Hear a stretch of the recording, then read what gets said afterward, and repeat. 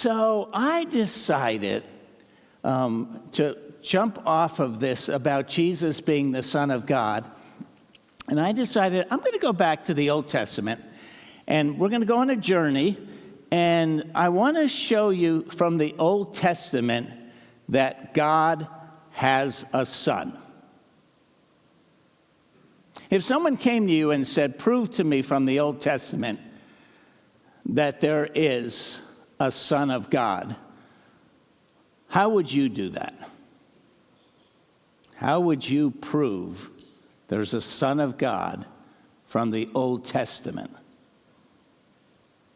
So that's where we're going to go on a journey. So I would like you, and it gets revealed bit by bit over time through the Old Testament. All right, let's come to Genesis chapter 1. So let's start in on our journey. Genesis chapter 1.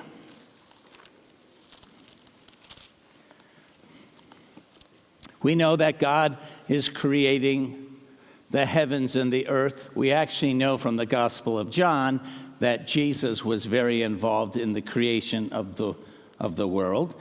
But I want us to come to verse 26, and I want you to notice something very interesting right in chapter 1.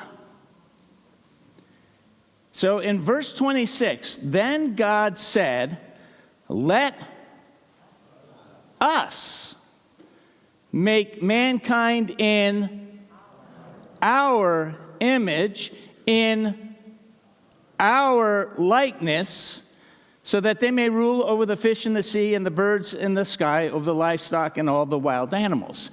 Now, why doesn't God go, I am going to make mankind in my image, in my likeness? Why does God say, let us make mankind in our image? Now, the only answer that other people come up with is, because I will claim to you that that is God speaking to the Trinity. The people that don't like that, they go, no, God's talking to the angels. That's who he's speaking to.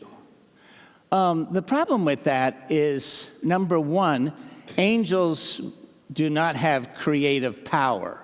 So when God says, let us make man in our image, angels cannot create things, so why would God be including them? And the second thing is, it says, God says, let us make man in our image. We know that we are made in the image of God in a unique, special way that the angels were not made.